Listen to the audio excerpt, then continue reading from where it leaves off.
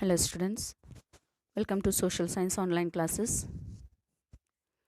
In the last session, we were discussing the first chapter of economics, that is natural resources. In this chapter, you have already learned the meaning and types of resources, scarcity of resources, and today we will discuss the conservation of resources. Okay, conservation. What is conservation? Means the protection. Conservation means the protection. So the wise use of our natural resources is called as conservation. How to conserve our natural resources? So using the natural resources properly and protecting them for the future use also is called as conservation. Then, why it is necessary to conserve the natural resources? Because it is necessary to continue to meet human needs and it maintains a standard of living to which people are accustomed. And we can follow the three methods for the conservation of our natural resources, that is 3 R's, or we can also use 4 R's. Okay, conservation of resources is responsibility of all of us. Okay, how can we do that? Okay, you can do it by adopting the 4 R strategies, that is reduce, reuse, recharge, or regenerate and research. Okay, conservation of natural resources means not to waste them but use them properly or judiciously so that there is a balance between nature and our use of natural resources. Conservation has defined as the management of the biosphere for the benefit of the all life including humankind. So that it may yield sustainable benefit to the present generation while maintaining its potential to meet the needs and aspirations of the future generations. So how we should use these natural resources? It should be used present also, and we should use it judiciously so that we can protect them for the future use also for the future generations. Yes. Ways to conserve natural resources. Just now I told ways to conserve 4 R's, that is reduce, reuse, recharge and regenerate. Okay. So reduce refers to minimize the use of resources.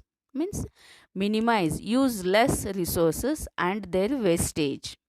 Reduce refers to minimize the use of resources and their wastage, or trying to use less amount of any resources. It will also reduce pollution. Okay. For example, you can reduce air pollution by reducing the use of your vehicles. Reducing also involves making a decision to not use a resource when there is an alternate. See, if you have any alternate things to use instead of a natural resources, so making a decision to use alternative resources such as walking or riding a bicycle rather than traveling in a car. See, if you are going anywhere, the distance is very near, you need not to take a car or a motorcycle. You can go by walk or you can go by cycle also. So what happens, this is the alternate method instead of going in a car or in a motorcycle. So this also reduces the pollution. Okay, next is reuse. See, this is a very simple but very effective way to conserve the resources. Every resource has not only alternative uses but can be used multiple times. See, every resource, they don't have only alternate uses, but we can use the resources multiple times. It means many times the used things we can use again and again. We can use again and again. For example, see, the water that was used for bathing can be used for gardening. So instead of wasting the water which is used for bathing, that can be used for the gardening also. Waste paper can be converted into packing materials. Okay, the waste paper can be converted into packing materials. And the other way, reusing involves finding a way to use resources or a product from a resource again without changing it or reprocessing it, such as washing a drinking glass rather than throwing away plastic or styrofoam. It means, see, sometimes what happens, we use we use a paper plates or paper cup, use and throw cups. So instead of using and throwing it, okay, so instead of that you can use the utensils, so you can wash and keep it, and again the next day the same utensils can be used. So that is reusing. Then recycling involves process, processing a resource or a product from a resource so that the materials can be used again as another item. See, here recycling means when once the used item is again recycled and made it as another product. Okay, such as metals, glass, or plastic being remade into new metals, or glass products into fibers. Okay, next is research. Researching, always researching ways to find renewable alternates to non renewable resources. See, solar or wind energy is a renewable alternative to the energy we use. So instead of using the electricity, another alternate thing to use is solar or energy also we use, because solar and wind energy is a renewable energy.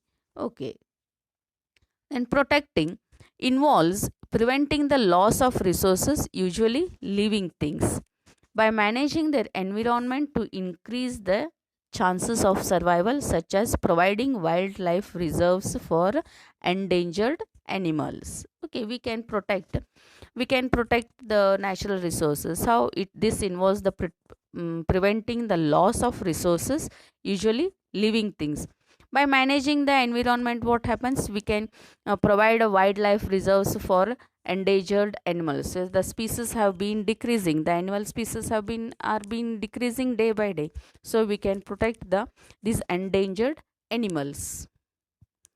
Yes, here is the checklist of some things we can do to conserve resources. Purchase less stuff. Use items as long as you can. Ask yourself if you really need something new. Okay, see, purchase less stuff. First of all, purchase the less stuffs and use the purchased thing until it becomes not for use. So use items as long as you can, and ask yourself, purchasing a new thing is it necessary before purchasing anything new. So use the purchased things as long you can use them. The next is reduce excess packaging. See here, for example, I tell you, reduce excess packaging. For example, drink water from the tap instead of buying it in a plastic bottles. Why to purchase the plastic bottles? So drink water from the tap instead of buying it in plastic bottles. Recycle materials like metal cans, old cell phones, and plastic bottles. So instead of throwing them, we can give them for the recycling. The things like metal cans, old cells, and plastics, they can be recycled. So just instead of wasting them and throwing them, we can give it for the recycling, so that it can be it can be recycled and come into the market as a new product. From this also we can protect our natural resources. Purchase products made from recycled materials. So purchasing the products made from recycled materials is better than the purchasing the non recycled materials, because by what happened, because by purchasing the recycled materials, so we can maintain the originality of the nature is protected. What happens by purchasing the recycled materials? Originality of the nature is protected. Okay. Now, air and water clean by not polluting the environment. See, always we should see that we are not polluting air and water. How do we pollute air then? See, using excess of vehicles or burning of fuels leads to the air pollution, and water pollution leads by damping some waste materials into the water bodies, leads to the water pollution. The best example for the water pollution is the present Ganga river, which has been polluted very much. Once a time during the time of Mughals, or after that also, Ganga river, the river from Ganga, the water from Ganga river was supplied to the entire Delhi region, but for drinking purpose and for the other purposes also. But see, now what is the condition of the Ganga river? So it is being completely polluted. The water has become like a poison. So even the animals cannot drink the water, and there is no life surviving in the river. So this way, what happens? The water is being polluted by dumping some wastages in the river. So always we should see that we are not polluting air and water. Plant new trees to replace ones that we cut down. See, if the trees are cut down, alternate to that, what we should do? We should plant the new trees. Drive lesser, take public transportation, bicycle or walk. See, if the distance is very less, wherever necessary, take a public transportation instead of going individually, one person in a one car. So instead of going individually using the vehicle, you can take a public transportation also, or you can use a bicycle, or if the distance is less, you can go by a walk. By this, what happens? We can protect our or conserve our resources. Conserve energy at home also. See, this is the very must thing or necessary thing. See, turning off lights when not needed, or turning off the running tap when water is running out. So this is very important, which we come across in everyday, which we come across every day. Lights when they are not in use. By this, you can conserve your energy. And turn off the running tap if the water is running. By this, you can save water. Okay.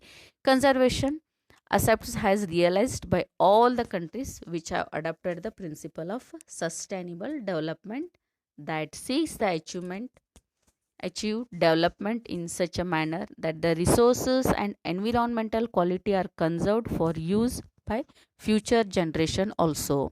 We should take care that the natural resources are used judicially, so that we can conserve them for the future generation also. Okay, next is reducing our ecological footprint. What it is? Ecological footprint. Then what is ecological footprint? Introduction. See, we all depend on nature. Okay, two activities such as drinking, eating, breathing, we exchange energy as well as matter with the environment. Basically, we use energy for heat and mobility, wood and timber for housing and paper, food and water for living organisms we use. The ecological footprint, that is the impact of human is measured in the terms of the area of biologically productive land and water required to produce goods consumed and to assimilate the waste generated. Okay, see, we all depend on nature.